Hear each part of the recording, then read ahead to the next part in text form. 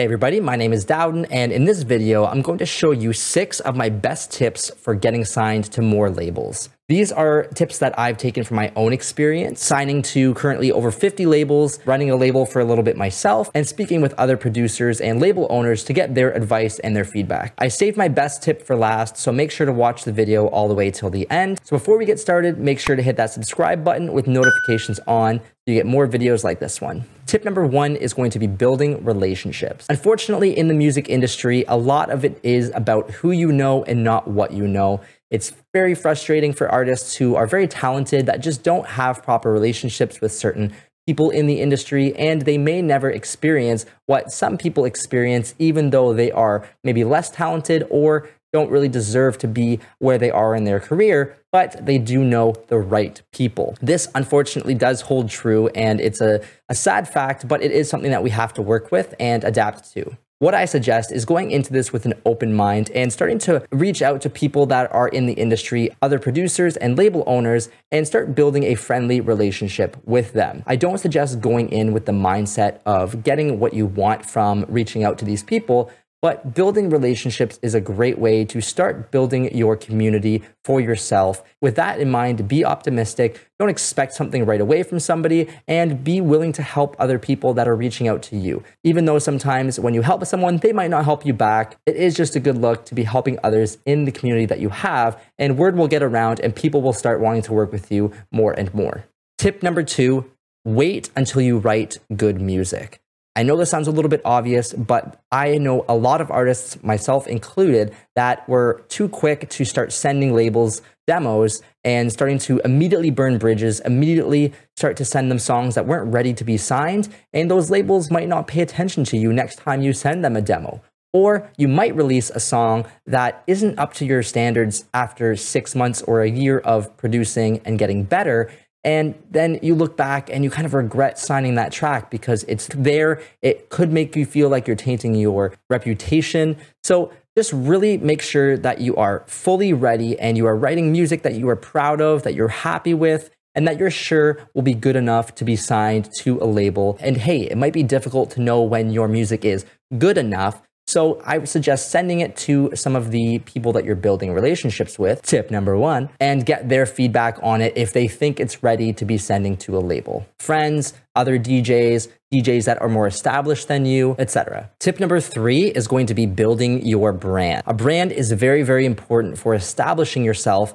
among all the other producers and DJs in the music industry. Branding can be something as simple as just your name, a logo, or certain things that you do within your brand, such as naming songs a certain way or using certain artwork for all your releases. But it's important to start thinking of your brand right away so you can start figuring out what you want to do with that brand. Labels will see this. They will take note that your branding is different than others, and they might be more encouraged to sign your music because they can see that you're more marketable and you might stand out among the other releases on stores like Beatport and iTunes, will likely generate more sales. Quick tips on branding: use high quality imagery, press and headshots, live photos, high quality logo if you want a logo, color schemes that work well with your logo and the rest of your brand.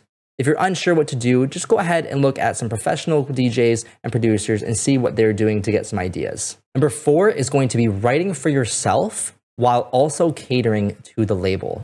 So each label has their own style and sound, just like artists have their own style and sound. Usually you don't want to write music for the label specifically because then you're not staying true to your own style and your own sound. But when you're writing, you can keep a label's style in mind so that when you're making decisions in your track, you can at least guide yourself to be more in tune with what that label releases if that's the label that you're really aiming for. This way, you're not writing your track only to get signed to that label, but you're incorporating at least the idea that that label might sign your track and kind of guide you into a direction that is a happy medium where you're writing for yourself, but the track that you're writing is more likely to get signed to the label that you'd like to get signed to. Of course, you don't have to do this. This is just a way of getting signed more to specific labels, but you can do the opposite. Write your track however you like, and then look for labels that would sign that specific style. Tip number 5 is going to be sending demos to one label at a time.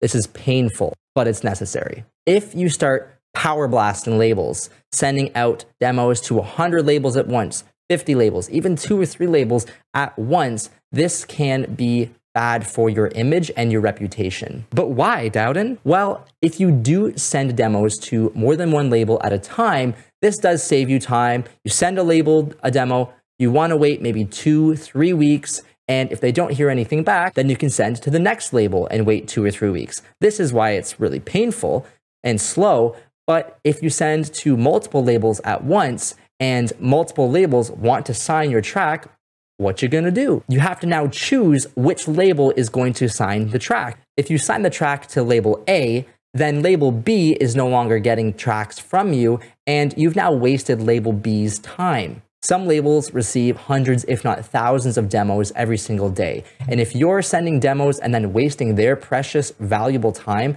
replying to you, waiting for your response, just for you to tell them, nah, I went with this label instead, you are going to potentially and most likely burn a bridge with that label, and that label's not going to want to work with you anymore. So make sure you're sending demos to one label at a time. Wait 2 to 3 weeks. That's a pretty safe bet. Send to the first label, label A. Wait 2 to 3 weeks. If they don't reply, feel free to move on. Send to label B. If a week after you send to label B, label A replies saying, hey, we want your demos, you've given the respectful 2 to 3 week time before moving on to another label. They will understand that you waited the standard 2 to 3 week time before sending off to another label. They won't take that as if you've wasted their time because you did your due diligence as an artist and waited the standard amount of time for that label to reply. Now, the best tip that I can offer to you, tip number 6, is going to be sending a follow-up email to the label. It seems so obvious, but I didn't think of it for a long time. And once I started doing it, I was getting like 20 to 30% more replies from labels. Even if they didn't want to sign the track, at least I knew they weren't interested and I could move on to another label. So I'm going to quickly show you an example of a follow-up email that I would send to a label. Hello, best label ever. My name is Dowden, and I recently sent you a few demos to be considered for releasing on your label. I just wanted to send a friendly follow-up email to make sure that you did or did not have a chance to listen to the demos. This next part is very important. You have to include a link to your demos, because if the label missed your first email, they deleted it, they read it, they didn't listen, or even if they listened and didn't like it, then maybe they'll listen to it again. But either way, they need a link to those demos, because if you just include this, they're not going to go searching for your original email. Include a link to the demos, put your social media links underneath that, and then just a quick thank you for your time.